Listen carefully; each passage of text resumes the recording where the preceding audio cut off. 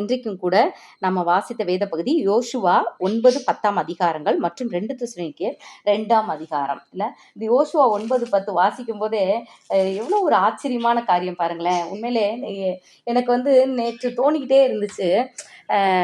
அதாவது ஆண்டவர் தன்னுடைய இன்றைக்கு காலையில் எழுந்திருக்கும் போது என்ன தோணுச்சுன்னா, கர்த்தர் தான் எவ்வளவு வல்லமை உள்ளவர் என்பதை மனிதர்களுக்கு வெளிப்படுத்துறோம்னா நமக்கு புரிகிற வழியில சொல்லி தான் வெளிப்படுத்த முடியும். இல்லை, சின்ன குழந்தைக்கு ஒரு விஷயத்த சொல்லணும் அப்படின்னா, இது இந்த சாக்லேட் மாதிரி இனிப்பாக இருக்கும் அப்படின்னு சொன்னால் அது புரியும். ஏன்னா அது அந்த சாக்லேட் தான் விரும்பி சாப்பிடும். அந்த மாதிரி நமக்கு புரியும் விதத்தில் செயல்படணுன்றதுக்காக தான் அவர் செங்கடலை 2ஆய் பிளந்தார். ஆமேன். தண்ணீரின் மேல் அவருக்கு இருந்த வல்லமையை அவர் காட்டினாரு. அடுத்து அக்கினியை அவித்து போட்டார். 7 மடங்கு அக்கினி சூளையில அந்த அக்கினி ஒரு துளி கூட பேலன்ஸ் செய்யவே இல்லை. அது செஞ்சது ஒரே ஒரு நல்ல காரியம் செஞ்சுச்சு. அந்த அக்கினி என்ன பண்ணுச்சு? சாத்ராக் மேஷாக் ஆபேத்நேகோவோட கட்டுகளை மட்டும்தான் உடைச்சிச்சு.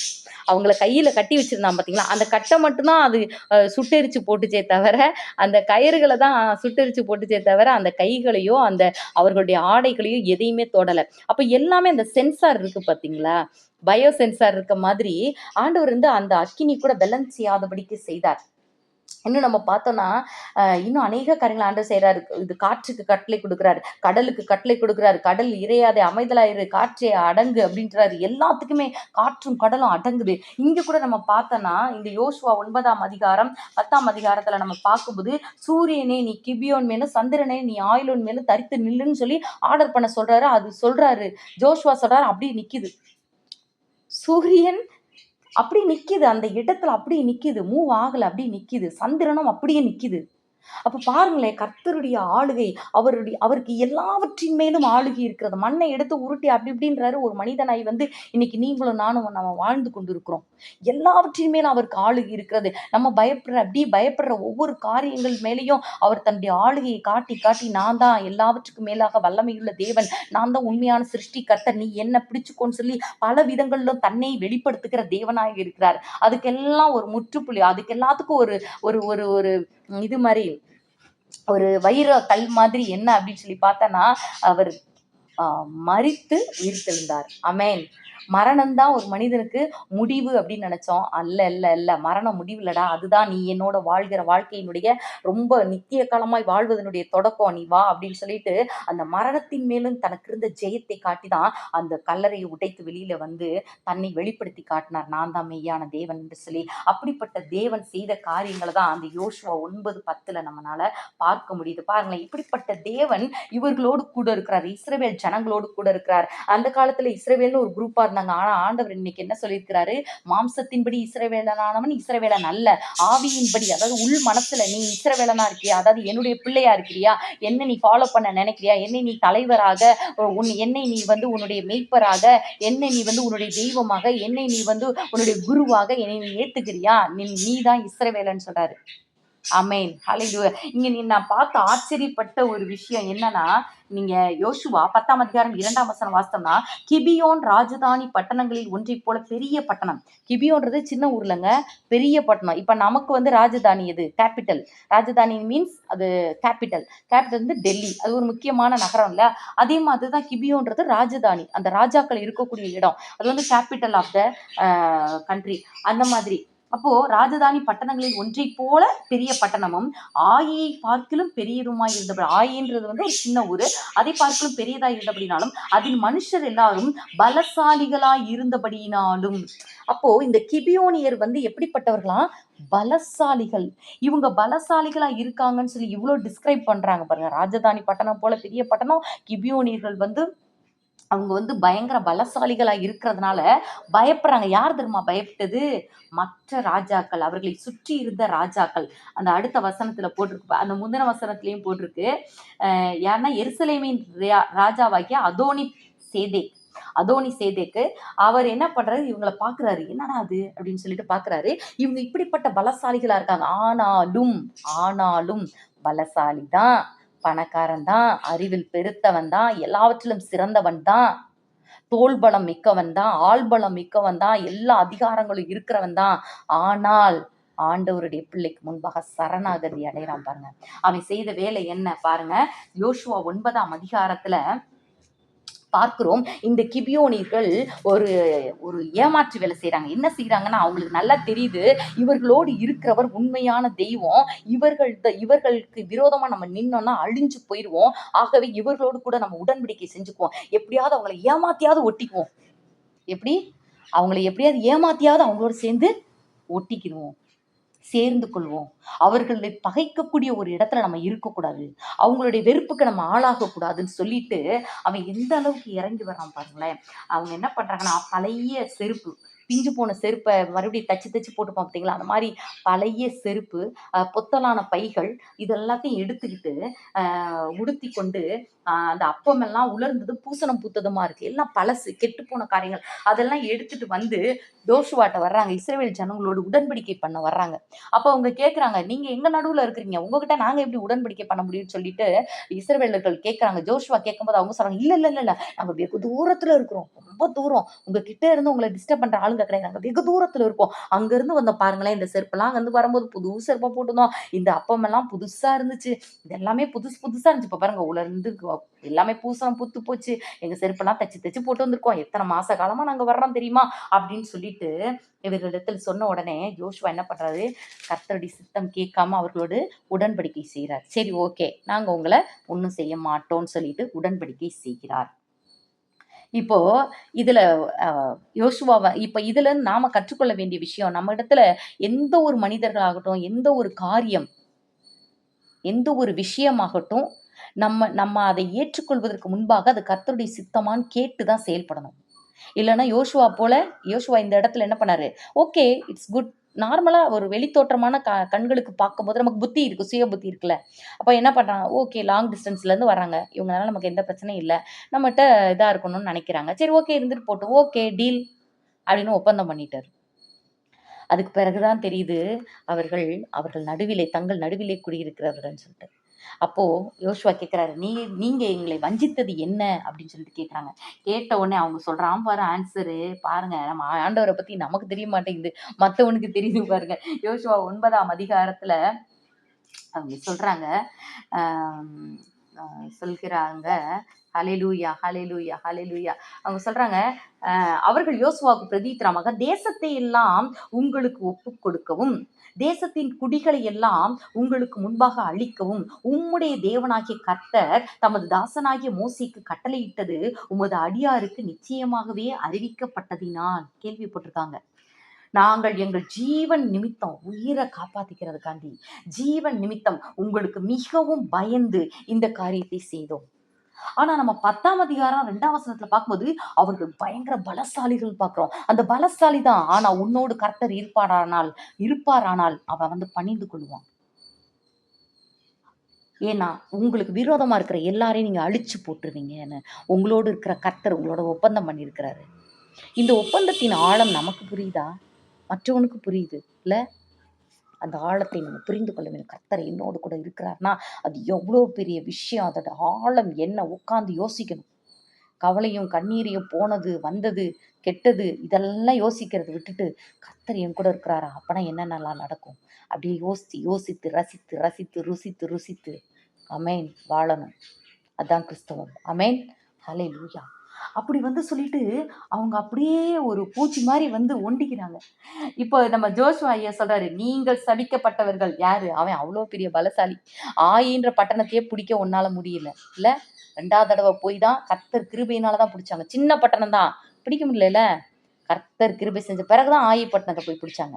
அப்போ இங்க பார்த்தோம்னா சொல்றாரு, நீங்கள் சபிக்கப்பட்டவர்கள், என் தேவனுடைய ஆலயத்துக்கு விறகு வெட்டுகிறவர்களும் தண்ணீர் எடுக்கிறவர்களுமான பணிவிடைக்காரராக இருப்பீர்கள். இந்த ஊழியம் உங்களை விட்டு நீங்க மாட்டோம். பாருங்க பலசாலி, நீங்க ஒரு விஷயம் யோசித்து பாருங்க, கோலியாத் மாதிரி பலசாலி தண்ணி எடுக்கிறதும் விறகு வெட்டுறதும் தூத்தி பெருக்கிறதும், இந்த இஸ்ரவேல் ஜனங்களுடைய வீடுகளையும் தெருக்களையும் ஆலயத்தையும் பெருக்கிறது, இந்த வேலை தான் அவங்களுக்கு. அவன் ஒரு கோலியத் மாதிரி ஒரு ஆளு விறகு வெட்டி தண்ணி சுமந்து வந்து ஒரு ஒரு கீழ்மட்ட பணியாள் மாதிரி வேலை பார்த்தா அதை நீங்க யோசித்து பாருங்க எப்படி இருக்கும்னு சொல்லிட்டு. அதுதான் நடக்கும், அதுதான் நடந்தது. ஆமென், ஆமென், ஆமென். மனுஷன் பார்வைக்கு தான் பெரிய ஆளு, பெரிய படிப்பாளி, பெரிய அறிவாளி, பெரிய சொசைட்டில பெரிய ஆளு வந்தா எல்லாம் மனுஷன் பார்வைக்கு தான். கர்த்தருக்கு முன்பாக எல்லாம் மண்டியிடும். ஆமென். மாம்சம் ஆவிக்கு முன்பாக மண்டியிடும். ஆமென். ஹல்லேலூயா, ஹல்லேலூயா. வானோர் பூதலத்தோர் பூமியின் கீழானோருடைய முழங்கால் யாவும் முடங்கும். யாருக்கு முன்னாடி? கர்த்தருக்கு முன்பாக முடங்கும். கர்த்தரை நீ பெற்றிருப்பாயானால், நான் பெற்றிருப்பேன் ஆனால் நமக்கு முன்பாகவும் முடங்கும். அவங்களால ஜெயிக்கவே முடியாது. தண்ணீர் எடுக்கிறவங்களாகவும் விறகு வெட்டுறவங்களாகவும் இந்த மாதிரி மினிமல் ஜாப் தான் பார்த்துட்டு இருந்தாங்க அவங்க. ஹல்லேலூயா, ஹல்லேலூயா. இப்போ நீங்க பாருங்களேன், இப்போ அவங்க என்ன பண்றாங்க, இந்த எகிப்தின் ராஜா அதோனி சேதேக்கு என்ன பண்றாரு, ஐயோ இப்படிலாம் சேர்ந்துட்டாங்களே, இவங்களை எப்படியாவது நம்ம பிடிச்சிடணும்னு சொல்லிட்டு இன்னும் ஒரு 4-5 ராஜா, இந்த 5ஆம் வசனத்துல பொறுத்து எக்லோனின் ராஜா, எமோரியன் ராஜா, இது லாகீஸின் ராஜா, யர்மூத்தின் ராஜா, எப்ரோனின் ராஜா, 5 ராஜாக்களும் அவர்களும் அவர்களுடைய எல்லா சேனைகளும் என்னவா, அவர்களும் அவர்களுடைய எல்லா சேனைகளும் வருது. இப்படிதான் நமக்கும் கூட பிரச்சனை எப்படி வரும், ஒத்தையா வராது. ஃபர்ஸ்ட் ஒத்தையா வரும், அதை நம்ம ஜெயிச்சிருவோம், ப்ரேயர் பண்ணி ஜெயிச்சிருவோம். அடுத்து ஒரு 4-5 சேர்ந்து கொத்தா வரும். ஆண்டவரே என்ன ஆண்டவரே இப்படி போட்டு பாடாப்படுத்துறீங்களே, அப்படி சொல்லக்கூடாது. அந்த பிரச்சனைகள் எதற்காக, அதிலெல்லாம் நம்ம பாஸ் பண்ணி அடுத்த லெவல் போறதுக்காக தான். 1ஆம் கிளாஸ் முடிச்சு பாஸ் பண்ணாதான் 2ஆம் கிளாஸ் போக முடியாது. அது மாதிரி இந்த காரியங்கள்லாம் வருவது எதற்காக, நாம் ஜெயித்து அடுத்த லெவல் போறதுக்காக தான். நம்மை உயர்த்துவதற்கான படிக்கட்டுகள் தானே தவிர நம்மை அழித்து போட வந்தவைகள் அல்ல. நம்மை அழித்து போட வந்தவைன்னு சொல்லி பிசாசானவன் பயமுறுத்துவான். அதை நம்ம கேட்கக்கூடாது. ஏய் போடா, என் கூட கர்த்தர் இருக்காரு, கர்த்தர் எனக்காக யுத்தம் பண்ணுவார். ஆமென். முடிஞ்சிருச்சு. இன்னைக்கு நமக்கு விரோதமாய் வருகிற யுத்தங்கள், போராட்டங்கள், பாடுகள் பெருகிக்கிட்டே இருக்கா? பயப்படாதீங்க. பெருகிக்கிட்டே இருந்துச்சுன்னா என்ன அர்த்தம், நம்ம பலசாலின்றத பிசாசு பார்க்கிறான் என்று அர்த்தம். இப்ப இந்த ஜோஷுவாவை எதிர்ப்பதற்கு 5 ராஜாக்களும் 5 ராஜாக்களின் சகல சேனைகளும் வருதுன்னா என்ன அர்த்தம், ஜோஷுவா பலசாலி. ஐயோ அவன்கிட்ட போனா ஜெயிக்கிறது கஷ்டம், நம்ம ஒரு பெரிய க்ரௌடா போனாதான் கொஞ்சமாவது வாய்ப்பு இருக்கு, ட்ரை பண்ணி பார்க்கலாம். அதே போலதான் இன்று உங்களுக்கும் எனக்கும் வருகிற போராட்டங்கள், நம்ம பிள்ளைகள் மூலமாக, நம்ம குடும்பத்தின் மூலமாக, கணவர் மூலமாக, மனைவி மூலமாக, நம்ம வேலை பார்க்குற இடத்துல இப்படி உறவினர்கள் மூலமாக, பக்கத்துல அண்டை ஏலகத்தார்கள் மூலமாக வருகிற அநேகம் பிரச்சனைகள், போராட்டங்கள் எல்லாம் எதுக்காக வருது, எதுக்காக கூடு கட்டி மொத்தமா வருது, எதற்காக வருகிறது, தோற்று போவதற்காக தான் வருது. ஆமென். ஹல்லேலூயா, ஹல்லேலூயா, ஹல்லேலூயா. கர்த்தரை நமக்குள்ளாக வைத்துக் கொள்ள வேண்டும். அப்படி வரும்போது என்ன பண்ணணும், இன்னுமாய் ஆண்டவருக்குள்ள வரணும். அப்பதான் ஆண்டவர் பாருங்க ஒரு பெரிய காரியம் செய்றாரு பாருங்க. சூரியன் சந்திரன் எல்லாம் நிக்க வச்சு அதின் மேலும் தன்னுடைய ஆளுகையை இஸ்ரவேல் ஜனங்களுக்கும் காட்டினாரு. அந்த 5 ராஜாக்கள் மட்டும் இல்ல, அவனுடைய சேனைகள் லட்சோப லட்ச சேனைகளுக்கும் காட்டினார். ஆமென், ஆமென், ஆமென், ஆமென். நமக்குள்ள இருக்கிறவர் பெரியவர். சொல்லுமா, எனக்குள்ள இருக்கிற இயேசு பெரியவர். ஆமென். உலகத்தில் இருப்பவனை பார்க்கிலும் எனக்குள்ள இருக்கிற இயேசு பெரியவர். ஆமென், ஆமென். பாருங்களேன், ஆண்டவர் சொல்றாரு, இவர் சொல்றாரு, அப்படியே கர்த்தர் அப்பொழுது ஜனங்கள் தங்கள் கர்த்தர் எமோரியரை இஸ்ரவேலின் புத்திரருக்கு முன்பாக ஒப்புக் கொடுக்கிற அந்த நாளிலே யோசுவா கர்த்தரை நோக்கி பேசி, பின்பு இஸ்ரவேலின் கண்களுக்கு முன்பாக, சூரியனே நீ கிபியோன் மேலும், சந்திரனே நீ ஆயிலோன் பள்ளத்தாக்கின் மேலும் தரித்து நில்லுங்கன்னு சொல்றாரு. அப்படி சொல்றதுக்கு முன்னாடி அவர் என்ன பண்ணாருன்றத நோட்டீஸ் பண்ணீங்களா? யோசுவா கர்த்தரை நோக்கி பேசி பின்பு. நம்ம சும்மா டைரக்டா போய் டயலாக் சொன்னோம்னா ஒன்றும் வேலைக்காகாது. அதுக்கு முன்பாக தேவ சமூகத்துல அமரணும், அவரிடத்துல பேசணும், அவரோட ஒரு ஐக்கியம் கொள்ள வேண்டும். அதுக்கடுத்து வந்து பேசும்போது எல்லாமே ஓகேவாயிடும். ஹல்லேலூயா, ஹல்லேலூயா. அப்ப பாருங்களேன், அதே மாதிரியே நின்றது. அது பார்த்தனா, அப்பொழுது ஜனங்கள் தங்கள் சத்துருக்களுக்கு நீதியை சரிக்கட்டும் மட்டும் சூரியன் தரித்தது, சந்திரன் நின்றது. இது யாசேரின் புத்தகத்துல இருக்குது. அப்படியே சூரியன் அஸ்தமிக்க தீவி இருக்காமல் ஏறக்குறைய ஒரு பகல் முழுவதும் நடுவானத்தில் நின்றது. இப்படி கர்த்தர் ஒரு மனிதனுடைய சொல் கேட்ட அந்த நாளை ஒத்த நாள், அதற்கு முன்னும் இல்லை அதற்கு பின்னும் இல்லை, கர்த்தர் இஸ்ரவேலுக்காக யுத்தம் பண்ணினார். ஆமென். ஹல்லேலூயா, ஹல்லேலூயா. ஒரு மனிதனின் சொல் கேட்கிறார். எப்போ? அந்த மனிதன் கர்த்தரின் சொல் கேட்கும் போது, அதன்படி செயல்படும் போது. ஹல்லேலூயா, ஆமென். இதுக்கு பிறகு பார்த்தீங்கன்னா, அந்த இன்னும் சில பேர்லாம் வர்றாங்க சண்டை போடுறதுக்கு. வர்றவன் எல்லாம் சாகுறான். அப்போ கர்த்தர் எப்படி யுத்தம் பண்றாரு அப்படின்னு சொல்லி பார்த்தோன்னா, அவங்க அந்த இவங்களுக்கு விரோதமா இஸ்ரவேல் ஜனங்கள் கொஞ்சம் பேர் தான். இவங்களுக்கு விரோதமாய் வந்த அந்த பட்டயத்தினால் செத்தவர்களை பார்க்கலாம். கர்த்தர் என்ன பண்றாரு, 11ஆம் வசனம் 10ஆம் அதிகாரம் ஜோஷுவால, அவர்கள் பெத்தரோனிலிருந்து இறங்குகிற வழியில இஸ்ரவேலுக்கு முன்பாக ஓடி போகையில் அசக்கா மட்டும் ஓடுகிற அவர்கள் மேல் கர்த்தர் வானத்திலிருந்து பெரிய கற்களை விழப்பண்ணினார். அவர்கள் செத்தார்கள். இஸ்ரவேல் புத்திரர் பட்டயத்தால் கொன்றவர்களை பார்க்கிலும் கல்மலையினால் செத்தவர்கள் அதிகமாய் இருந்தார்கள். ஆமென், ஆமென், ஆமென். ஹல்லேலூயா. இன்றைக்கும் கூட நாம கொஞ்சம் பேரை பட்டயத்தால கொல்லதான் செய்யணும். பட்டயம்னா என்ன? வேத வசனமாகிய பட்டயம். நமக்கு விரோதமாய் வருகிற காரியங்களை வச்சு பேசணும், நம்ம சொல்லணும். we should speak against that. amen. the word of we should speak the word of God against that. அது அதனுடைய ஆழங்கள் எவ்வளவு வேணா இருக்கலாம், அந்த பிரச்சனை எவ்வளவு வேணா பெருசா இருக்கலாம், கண்டுக்காதீங்க, கவலையே படாதீங்க. கோலியத்தை எவ்வளவு பெருசா வேணா இருந்துட்டு போட்டோம், மாமிச மலையாவே இருந்துட்டு போட்டோம், எனக்குள்ள இருக்கிற தேவன் பெரியவர். கர்த்தருடைய வார்த்தை அது சொன்ன காரியத்தை செய்யாம திரும்ப போகாது. கர்த்தருடைய வார்த்தை அதுக்கு நேரா பேசிக்கிட்டே இருங்க. இப்ப நம்ம பார்த்தோம்னா ஒரு பெரிய மலை இருக்குன்னு வச்சுக்கோங்களேன், அந்த மலையை வந்து உடைப்பதற்கு ஃபர்ஸ்ட் என்ன பண்ணுவோம், எடுத்த உடனே அப்படியே போட்டு உடைஞ்சிறது. சின்ன சின்ன சின்ன சின்ன பிரேக் பிரேக் பிரேக் பிரேக். ஒரு தேங்காவை நம்ம உடைக்கிறோம், எப்படி உடைக்கிறோம், ஒரே உடையில உடைஞ்சிருதா? ஃபர்ஸ்ட் அப்படியே பிரேக் ஆகி வெளியில தெரியாது, பிரேக் ஆகிட்டே இருக்கும். ஒவ்வொரு அடிகளும், ஒவ்வொரு சின்ன சின்ன அடிகளும் அதை உடைத்து கொண்டே இருக்கும், ஆனா வெளியில தெரியாது. ஒரு அடி கடைசியில் அடிக்கும் போது தான் பார்த்தோன்னா எல்லாம் உடைந்து போகும். அதே மாதிரி தான் நமக்கு விரோதமாய் எவ்வளவு ஹார்டான விஷயங்களா இருந்தாலும் சரி, அதற்கு விரோதமாக தேவனுடைய வார்த்தைகளை, வாக்கு தத்தங்களை பேசுங்க. நம்ம பேச பேச அந்த காரியங்கள் எல்லாமே செயலிழந்து இந்த வார்த்தையினுடைய வாசனை நம்ம வீட்டை நிரப்பும். ஆமென். ஹல்லேலூயா, ஹல்லேலூயா. இந்த வார்த்தையின் வல்லமை இது நம் குடும்பத்தை ஆளுகை செய்ய ஆரம்பிக்கும். ஆமென், ஹல்லேலூயா. இங்க நம்ம பாருங்களேன், இன்னைக்கு கொஞ்சம் டைம் ஆகுது, சாரி மன்னிச்சுக்கோங்க. யோசுவா 10ஆம் அதிகாரம் 24ஆம் வசனத்துல பாத்தீங்கன்னா, அந்த ஜோஷுவா என்ன பண்றாரு, அந்த 5 ராஜாக்களை அழைச்சிட்டு வந்து கூட்டிட்டு வந்து அந்த ராஜாக்களை கீழே போட்டு, அந்த யுத்த மனுஷரின் தன்னோடு கூட வந்த யுத்த மனுஷரின் அதிபதிகளை நோக்கி, நீங்கள் கிட்ட வந்து உங்கள் கால்களை இந்த ராஜாக்களுடைய கழுத்துகளின் மேல் வையுங்கள். எதுக்காக காலை கழுத்து மேல வைக்க சொல்றாங்க? வெட்டி போட்டு முடிச்சிட வேண்டியதானே? நீ வைக்கும் போதுதான் தெரியும், இந்த உலகத்தினுடைய பெரிய பெரிய ஆள்லாம் என் காலுக்கு கீழே. சர்ப்பங்களின் தேள்களை மிதிக்கவும் சத்துருவின் சகல வல்லமையை மேற்கொள்ளவும் கர்த்தர் எனக்கு அதிகாரம் கொடுத்திருக்கிறார். ஒன்றும் என்னை சேதப்படுத்த மாட்டாது. இந்த ராஜாக்களை எவ்வளவு துள்ளிட்டு வந்தான், எவ்வளவு பெரிய ரதத்தின் மேல வந்தான், எவ்வளவு ஒரு பெரிய பரிவாரத்தோட வந்தான், எவ்வளவு பெரிய வாளோட வந்தான், வில்லோட வந்தான், எல்லாத்தோடயும் வந்தான். இன்னைக்கு அவன் என் கால் கீழே இருக்கிறான். ஆமென். கால் கீழே இருக்கிறான்னா, இதுக்கு முன்னாடியே காலுக்கு கீழே இருக்க ஜோஷுவா பார்த்தாரு. ஆமென். விசுவாச கண்கள்ல பார்த்தாரு, அது இன்று நடந்தது. ஹல்லேலூயா, ஹல்லேலூயா, ஹல்லேலூயா, ஹல்லேலூயா. சோ நாம இந்த பார்வை உடையவர்களாக நாமும் கூட இருக்க அழைக்கப்படுகிறோம். ஹல்லேலூயா, ஹல்லேலூயா. இந்த 2 தெசலோனிக்கேயர்ல லைட்டா பார்த்துட்டு முடிச்சிடலாம். ஹல்லேலூயா. இப்ப பாருங்களேன், 2 தெசலோனிக்கேயர் 2ஆம் அதிகாரம் 13ஆம் வசனத்துல, கர்த்தருக்கு பிரியமான சகோதரரே, நீங்கள் ஆவியினாலே பரிசுத்தமாக்கப்படுகிறதுனாலும் சத்தியத்தை விசுவாசிக்கிறதுனாலும் ரட்சிப்படையும்படிக்கு ஆதி முதல் தேவன் உங்களை தெரிந்து கொண்டபடியினாலே நாங்கள் உங்களை குறித்து எப்பொழுதும் தேவனை ஸ்தோத்திரிக்க கடனாளிகளாய் இருக்கிறோம் அப்படின்னு சொல்லிட்டு சொல்றாரு. அப்போ நம்ம வந்து கர்த்தருடைய ஆவியினாலே, பரிசுத்த ஆவியினாலே பரிசுத்தமாக்கப்பட்டு இருக்கிறோம். சத்தியத்தை விசுவாசிக்கிறதுனால ரட்சிப்படைகிறோம். சோ முடிவு பரியந்த நிலை நிற்கிறவன் தான் ரட்சிக்கப்படுவான். அப்போ முடிவு பரியந்த சத்தியத்தை நம்ம கை கொள்ள வேண்டும். கர்த்தருடைய பரிசுத்த ஆவியினால் நிரம்ப வேணும். அப்படி நமக்கே கொஞ்சம் வீக்கா இருக்க மாதிரி இருந்துச்சு உடனே, அப்பா ஆவியானவர் என்ன நிரப்புங்க நிரப்புங்க நிரப்புங்கப்பா, fill me lord, fill me lord, fill my eyes lord. என்னுடைய கண்களை நிரப்புங்க, என்னுடைய காதுகளை நிரப்புங்க, என்னுடைய உதடுகளை, என்னுடைய உள்ளத்தை, இருதயத்தை, சிந்தனையை, அப்பா என்னுடைய மேலு காலு தோல் எலும்பு நரம்பு ரத்தம் எல்லாத்தையும் நிரப்புங்க நிரப்புங்க, ஆவியானவரை நிரப்புங்க நிரப்புங்க, fill me lord, fill me Lord. ஒரு 5 நிமிஷம் அப்படியே கடகடன்னு சொல்லுங்க. எங்கேயுமே இடம் இல்லையா, பாத்ரூம்குள்ள போயிருங்க. போயிட்டு ஆண்டவரே என்ன நிரப்புங்க, ஆண்டவரே என்ன நிரப்புங்க, உங்களுடைய பரிசுத்த ஆவியினால் நிரப்புங்கன்னு சொல்லிட்டு அப்படியே நீங்க கேட்டு பாருங்க, உங்களை அப்படியே நிரப்பி உங்களை அனுப்புவார். ஹல்லேலூயா, ஹல்லேலூயா, ஹல்லேலூயா. அப்படி நம்ம நிரப்பப்படும் போது என்ன நடக்கும் பாருங்களேன். 2 தெசலோனிக்கேயர் 2ஆம் அதிகாரம் 1ஆம் வசனத்துல, அன்றியும் சகோதரரே, நம்முடைய கர்த்தராகிய இயேசு கிறிஸ்துவின் வருகையையும் நாம் அவரிடத்திலே சேர்க்கப்படுவதையும் குறித்து, சோ நாம் கர்த்தருடைய வருகையில சேர்க்கப்படுவோம்.